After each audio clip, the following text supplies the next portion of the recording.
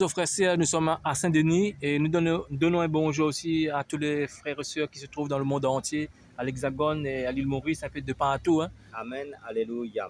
Donc, nous passons un bonjour à tous ces frères qui nous suivent, car sur cette chaîne, nous parlons que de Jésus-Christ. Donc, je suis le frère Serge de l'île de la Réunion, docteur enseignant de la parole de Dieu.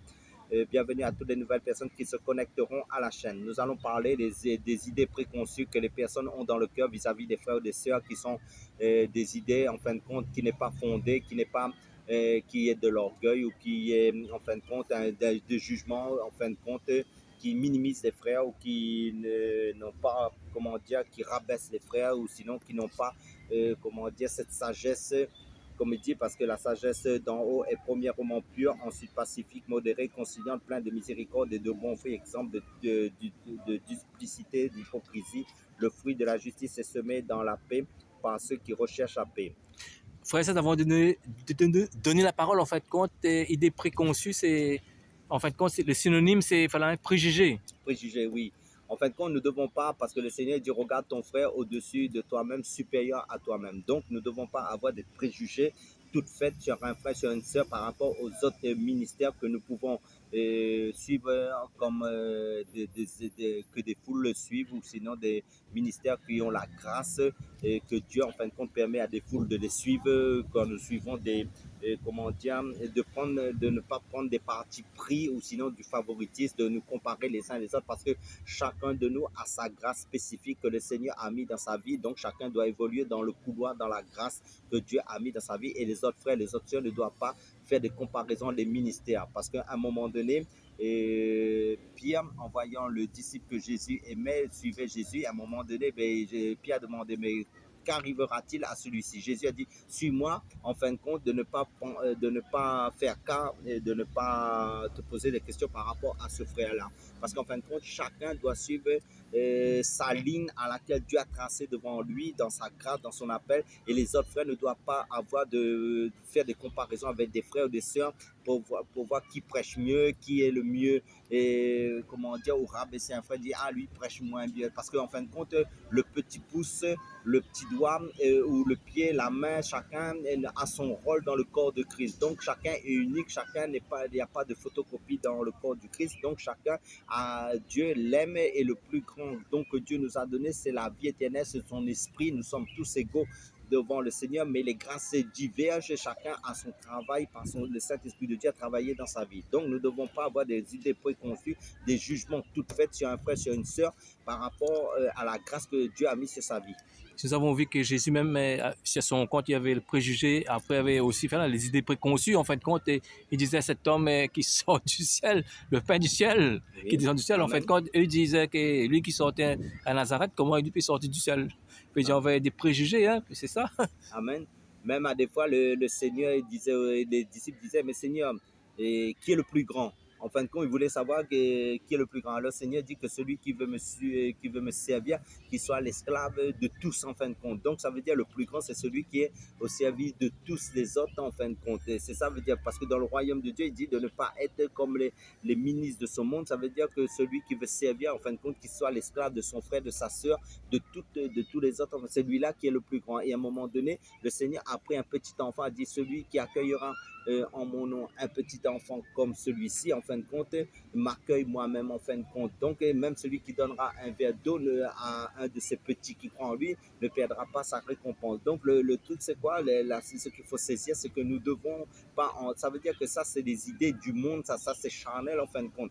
Parce que le Seigneur nous dit aussi de ne pas avoir dans nos cœurs, en fin de compte, les pensées du monde, de ne pas avoir l'amour de ce monde, parce que le monde a une façon de penser que nous ne devons pas imiter. Ça veut dire qu'en fin de compte, ne pas nous conformer à ce monde, parce qu'il dit l'amour de ce monde est inimitié devant Dieu. Donc si dans notre cœur nous avons des pensées de préjugés, des pensées de comparaison vis-à-vis des frères et des sœurs par rapport à un frère ou une sœur qui prêche mieux ou sinon qui a plus d'onction. Non, c'est pas ça le plus important. Le plus important, c'est d'avoir toujours les regards sur Jésus-Christ, parce que nous aimons Jésus-Christ, nous faisons les choses par amour pour le Seigneur et non pas pour être dans la compétitivité, pour être dans la comparaison, pour être des préjugés. Ça, c'est la sagesse terrestre qui est diabolique et qui est charnel en fin de compte. C'est ça qu'il faut comprendre. Donc, En fait, quand c'est les Corinthiens, ils avaient des préjugés, ils avaient des idées préconçues amen. aussi. Hein? Oui, Parce oui, oui. que, en fait, quand les personnes préjugées, en fin de compte, ce sont des personnes qui sont des chrétiens immatures. Cependant, des Amen. chrétiens matures sont des bébés spirituels, en fait. Amen. C'est pour ça que quand l'apôtre Paul il parle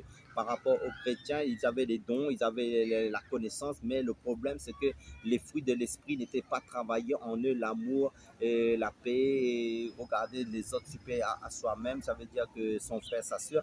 Donc ils avaient des rivalités, ils étaient dans la jalousie, et un était pour Paul, un autre était pour Apollos, mais Paul il dit, est-ce que Paul a été crucifié pour vous? Est-ce que Apollos a été crucifié pour vous? C'est Christ qui a été crucifié. Donc la star des stars, le roi des rois, le seigneur des seigneurs, c'est Jésus-Christ que nous devons mettre en avant, non pas les hommes, non pas comparer, parce qu'en fin de compte, si vous regardez, le ministère que tu as reçu vient de qui? Vient de Jésus. La grâce que tu as reçue vient de Jésus. La vie éternelle que tu as reçue vient de Jésus. Donc c'est Jésus qui doit être adoré, valorisé. En fin de compte, personne n'est comparable à Jésus, parce que tout vient de Jésus. Comme dans nos vidéos précédentes, nous avons lu que Jésus est monté au ciel, il a mené des captifs, il a fait des dons aux hommes. Donc là, tout n'est que grâce avec le Seigneur. Nous ne méritons rien. C'est Dieu qui nous a fait grâce dans ce qu'il a mis en nous pour nous édifier, pour nous fortifier, pour nous encourager, pour la vie éternelle.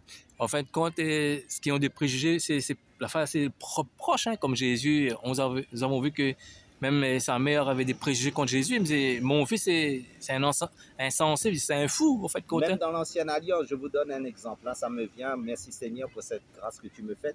Il y avait Naaman, il y avait une fille qui a parlé, qui était esclave chez Naaman, une fille juive.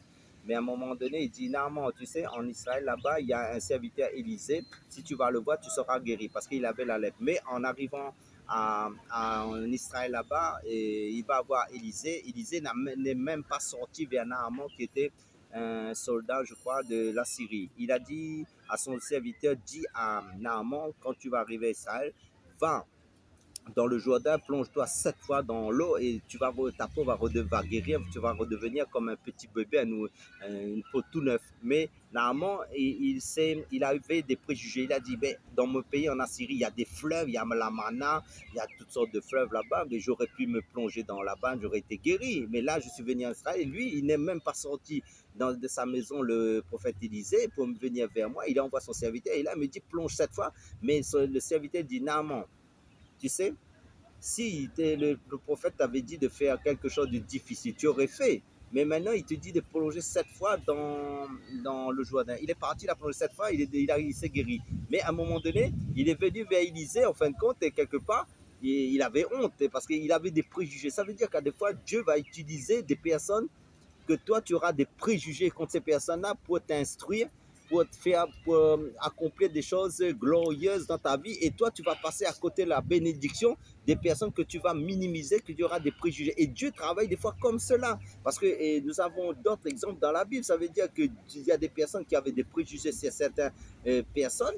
Mais maintenant, et à un moment donné, et c'est à travers de ces hommes-là que Dieu a mis sa bénédiction. Regarde Jésus. Jésus il dit qu'il n'y avait pas de l'apparence pour frapper les regards, mais c'est lui qui est mort. Il est venu en tant que... C'est pour ça que beaucoup en Israël sont passés à côté de la visitation du Seigneur. Ils attendaient un roi glorieux qui arrivait pour les délivrer de l'Empire romain. Alors que Jésus est venu en simple homme, monté sur un âne, et venir dans la paix pour sauver l'humanité du péché, pour avoir la vie éternelle. Donc, beaucoup sont passés à côté. La grâce de Dieu va utiliser des choses viles pour confondre les sages. Après, dans Corinthiens 13, ça, l'amour ne soupçonne pas le mal. En fait, compte, même avec des frères, elle est comme ça. Hein.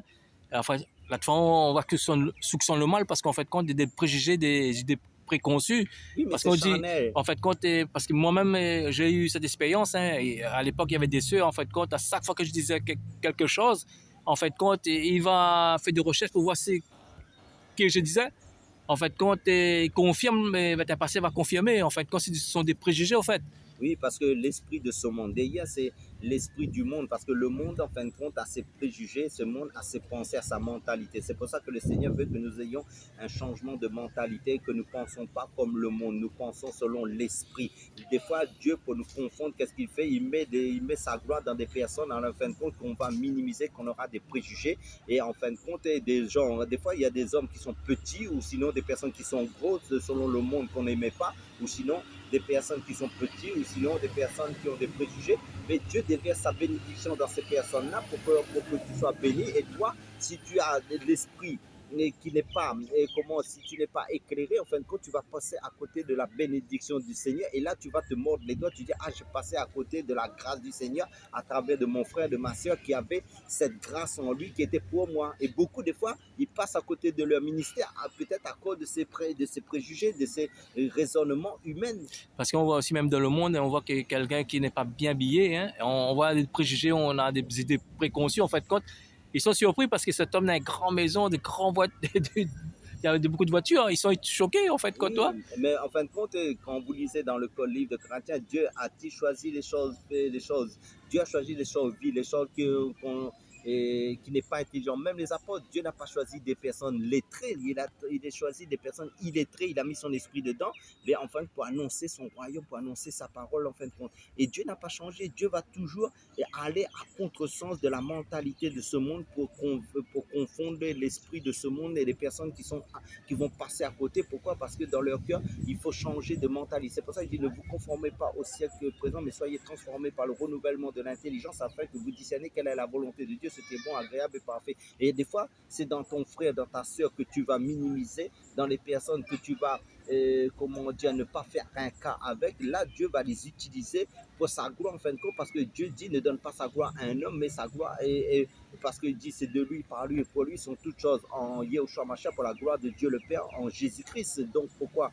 Parce que Dieu, il va toujours confondre les hommes charnels, parce que l'esprit de ce monde n'accepte pas les choses de Dieu, parce que c'est une folie aux yeux du monde, les choses de Dieu. C'est pour ça que quand Jésus est mort à la croix, et il dit aussi que les hommes voulaient, les Grecs cherchent la sagesse, les Juifs cherchent les miracles, mais Dieu a choisi, Dieu, il dit que l'évangile, ça veut dire c'est crucifié. En fin de compte, pour les personnes qui ne croient pas, c'est une folie. Mais pour nous qui croyons, et c'est, comment dire ça, c'est la puissance de Dieu. Parce qu'il fallait que, c'est dans la faiblesse, en fin de compte, que Dieu met sa gloire en fin de compte. Parce que même Paul, à un moment dit, il avait un démon contre lui, mais le Seigneur, il a prié 3 fois. Le Seigneur dit, mais ma grâce te suffit car ma puissance accomplie dans la faiblesse. Parce que même nos proches, même, ils ne regardent pas nos vidéos. Hein. En fait, quand il va fouiller toujours les commentaires pour voir s'il y a des critiques, ouais, ce sont des préjugés, en fait, quand ils regardent plus les vidéos des autres que leurs propres frères et C'est sœurs. Hein. normal parce que l'homme, dans sa nature humaine, aime là où il y a la foule. Et Jésus, des fois, il fuyait la foule. Et des fois, il rencontrait les personnes seul à seul et même en dehors de la foule, en fin de compte. Et là, si tu veux rencontrer le Seigneur Jésus, des fois, il faut sortir de la foule. Il faut sortir du bruit. Il faut être avec la parole de Dieu dans l'intimité, dans le secret, dans ta chambre, dans la prière. Et Dieu aime le tête-à-tête, en fin de compte. Mais là où il y a Jésus allait souvent lever tôt le matin, allait prier tôt le matin. Donc nous aussi, nous devons être dans cette intimité, ne pas avoir des préjugés. Des fois, c'est dans la foule aussi que l'ennemi agit. Et parce que l'ennemi se déguise en ange de lumière. Mais maintenant, le Seigneur va agir dans la simplicité. Tu dis aussi que la colère et l'orgueil, c'est lié ensemble. Hein. Tu peux développer aussi dessus. Oui, parce qu'en fin de compte... La sensibilité, là, nous avons fait un vidéo là-dessus aussi. Hein. Et oui, la sensibilité et l'orgueil, ça marche ensemble, tout ça. Hein. Oui, parce que le Seigneur nous dit, en fin de compte, lequel d'entre vous est sage, dans Jacques chapitre 3, à partir du verset, lequel d'entre vous est sage et intelligent, qu'il monte ses œuvres par une bonne conduite et avec la douceur et de la sagesse. Mais si vous avez dans votre cœur un zèle amer et un esprit de dispute, ne vous glorifiez pas et ne mentez pas contre la vérité. Cette sagesse n'est point celle qui vient d'en haut, mais elle est terrestre, charnelle, diabolique. Car là où il y a un zèle amer et un esprit de dispute, il y a du désordre et toutes sortes de mauvaises actions. La sagesse d'en haut est premièrement pure, ensuite pacifique, modérée, conciliante, pleine de miséricorde et de bons faits, exemple de duplicité, d'hypocrisie. Le fruit de la justice est semé dans la paix par ceux qui recherchent la paix. Donc Dieu travaille dans la paix, Dieu travaille dans le repos. Dieu ne travaille pas dans la colère, Dieu ne travaille pas dans l'orgueil, parce qu'il dit comme ça, tu peux avoir très bien la connaissance, mais si ton cœur est enflé d'orgueil, ça veut dire que la connaissance peut t'enfler aussi, parce que tu peux connaître beaucoup de versets bibliques, beaucoup d'enseignements, mais si l'état de ton cœur est le fait de démontrer la connaissance pour être dans la compétition, pour te montrer supérieur à ton frère ou ta soeur, en fin de compte, cette sagesse est charnelle, diabolique, c'est une onction onction, c'est une fausse onction, c'est une onction démoniaque. En fin de compte, tu vas communiquer les frères, les sœurs avec comment dire, l'onction de la comment dire ça, de l'orgueil et l'onction en fin de compte de tout ce qui glorifie la chair en fin de compte. Donc tu peux très bien avoir la connaissance mais être charnel, mais la lettre qui tue. Mais si tu es dans l'onction, ça veut dire tu vas aimer la paix, tu vas aimer comment dire faire les choses dans la tranquillité, dans le calme, dans le repos. Parce qu'il dit aussi que Jacques 4, verset 6, il dit comme ça, Dieu résiste aux orgueilleux, mais fait Amen. grâce aux humbles. Parce qu'il dit, l'orgueil précède la chute, mais l'humilité précède l'élévation. C'est ça qu'il faut comprendre. Donc, quand tu es obéissant à la parole de Dieu, ça veut dire que tu verras quand Dieu va te susciter, ça veut dire que Dieu t'aura fait passer par sa formation et là, la chair ne voudra pas. Là, c'est le bon moment d'y aller parce que la chair, comment dire, ne pourra pas réagir. Mais quand tu veux agir comme Ashimat n'avait pas le message. Il a couru, mais pour apporter le message, mais en arrivant, on lui demande dans l'ancienne alliance, quel est le message? Mais il n'y avait pas de message. Parce que pourquoi? Parce qu'il a couru pour courir. Donc il ne faut pas courir pour courir. Il faut courir en ayant le message dans le calme, dans le repos, dans la tranquillité. Donc ça veut dire que quand tu reçois du Seigneur, en fin de compte, là, tu n'es pas dans la précipitation, tu es dans le calme, tu es le repos, tu es dans l'assurance, tu es dans le gaz. Donc tu vas faire les choses avec assurance, tu ne vas pas être troublé. C'est ça le Seigneur nous dit, que ne trouve pas, en fin de compte, rester dans la paix. Parce que moi, ma prière, moi-même, en fait, ma prière, c'est de prier le Seigneur qu'il me garde mon cœur, qui enlève l'orgueil de mon cœur, qu'il me donne l'humilité, hein, au lieu de demander la main de Dieu, me demande sa présence et qu'il me préserve. Hein, parce en fin de compte, c'est qu'il faut toujours se poser la question, quelle est la motivation de mon cœur quand je fais les choses pour le Seigneur? Est-ce que c'est l'orgueil?